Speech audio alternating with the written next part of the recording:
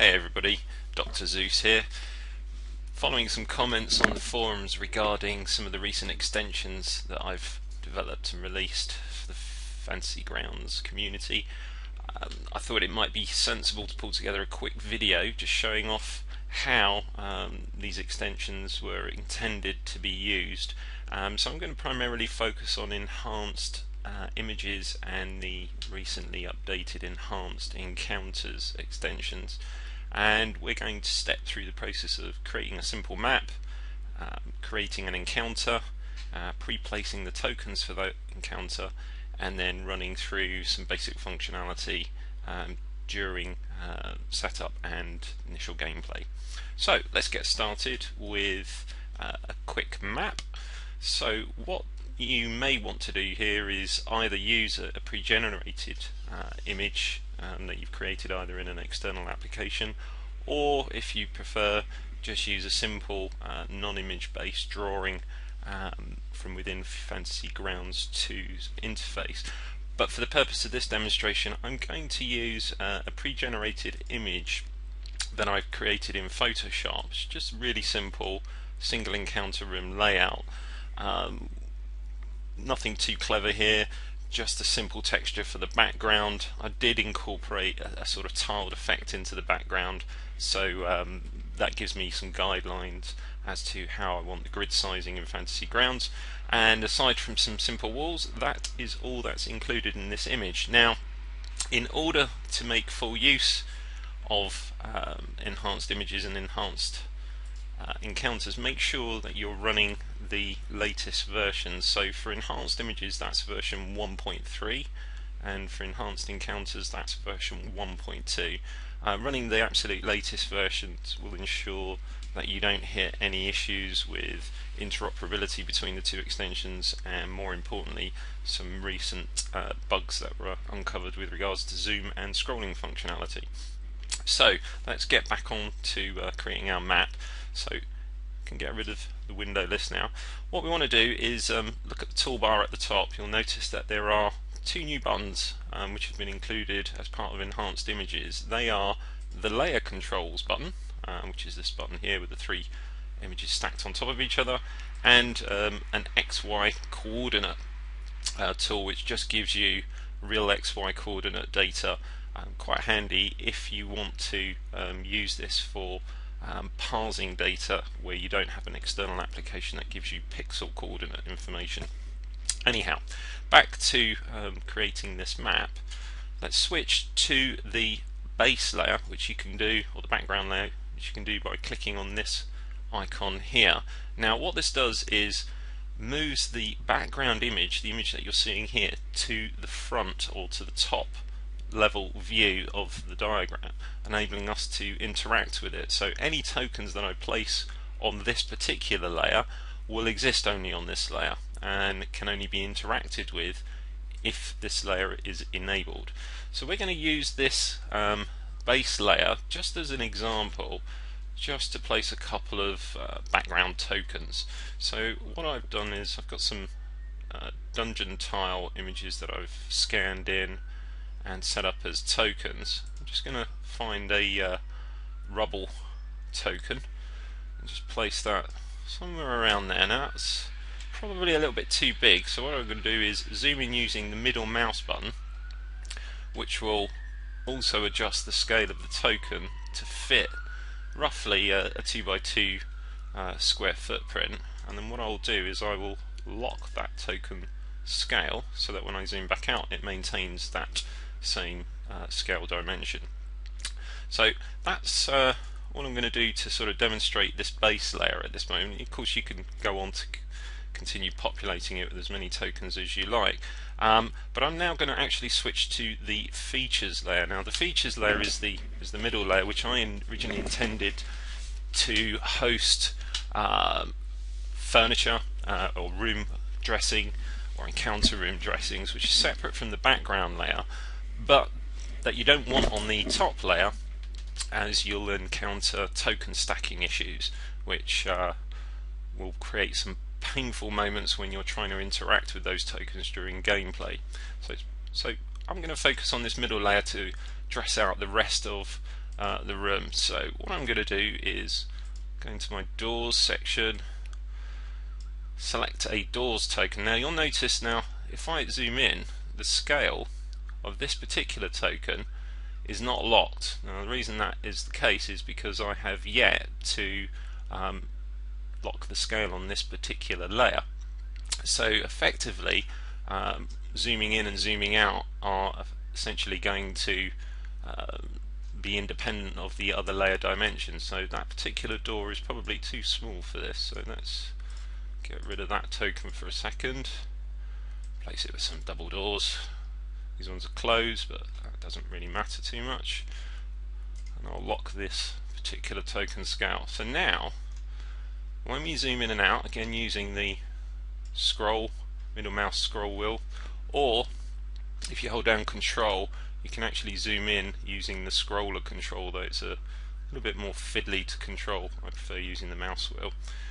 You can clearly see that the independent scales are being maintained regardless of our zoom position. So now we can carry on and just quickly fill out the rest of this. Now of course that we've set the scale on this particular layer, all tokens now going onto this layer will match that same scale. So we'll add a couple of bookcases here. In fact, that one doesn't really match very well, so let's change that one for that one as well. There we go. That will do. And let's have a table in this room, maybe a cot or two, and one or two chairs.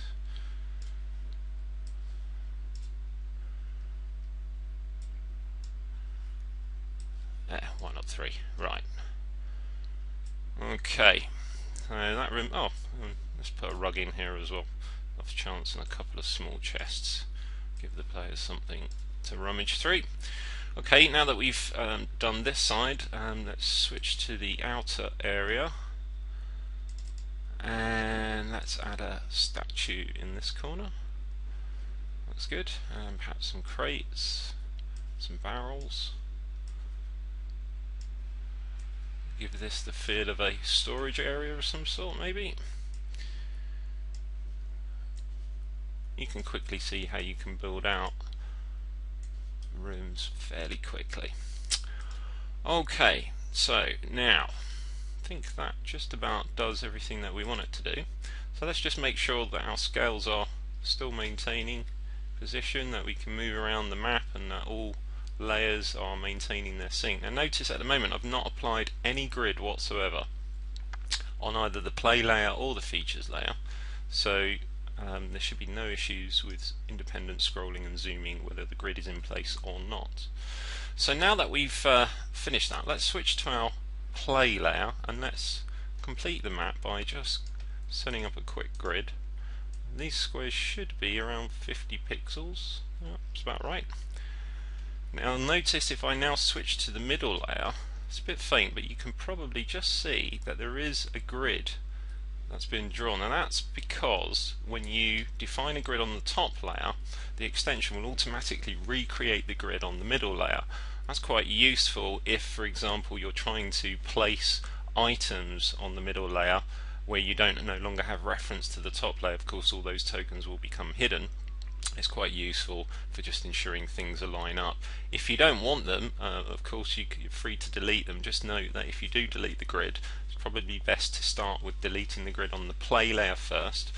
This will ensure that when you come to delete the layer on the features layer, that because the grid isn't in place on the play layer, the features layer will in fact delete and not just reapply itself automatically. Right, so now that we've got our map complete and the grid finished, we can now look to create our encounter. So let's close the token box and open up encounters. Now this is the most recent version of enhanced encounters, which supports skill challenges as well as the regular combat based encounters. Just give you a quick feel for what they look like. If I open up a quick test encounter I created earlier, here you can see this is pretty much the standard combat encounter, but I've also created a new page which you can switch to now by just simply clicking on one of the radio group controls at the bottom to give you an entry or rather a sheet in which you can enter in skill challenge data, which is quite useful. I noted in the past that while skill challenges have been supported in the library, they haven't been very well supported in the adventure class section, meaning that you can't really create them that well within the interface themselves. So that's now corrected. Hopefully you guys will find some use for that. Okay, so back to encounters. Let's create an encounter now. I'm going to set this one up. It's called the Dark Pit. I'm going to need some NPCs, but just for an example, I'm going to place he's a taskmaster and perhaps some of his cohorts, maybe 2 or 3 Aza warriors. So this is my combat encounter. I'm going to go ahead and place these on my map. Now this is going to do 2 things. Note we're doing this on the play layer. By placing the tokens on our map, what we are effectively doing is recording their positions within the encounter, such that when we add this encounter to the combat tracker window, these tokens will automatically populate to this map to the predetermined positions. I'm just going to zoom in and lock the scale for this level, and they're all now placed, and we can tell that they're placed because we have a tick icon in place of their regular token. So now that that's completed, we can go ahead and close the encounter. Note that the icons will disappear. Don't worry, that's intentional functionality. So now that they have removed, we can actually shift this window to the side slightly, reopen actually that encounter. We will need that in a second, and go ahead and open up our combat tracker. So now that we have a combat tracker open, we can go ahead and place our player tokens on the top layer. Let's just position these guys away from where we know the NPCs are going to originally start. Let's say they come in through this door at the top. Okay, what we're going to do is switch to the encounter here and click on the button here.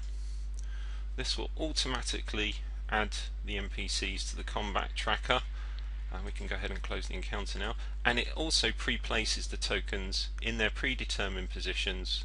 So there you go, you can see Taskmaster and his 3 cohorts, and note that they are obviously made invisible at first, as we may want to, for example, create a surprise round for the players to act in. However, if we go ahead and obviously highlight the indicate that these are visible, you'll see that these all become visible on the map and should do to all players. Now note, I can scroll in, I can move around.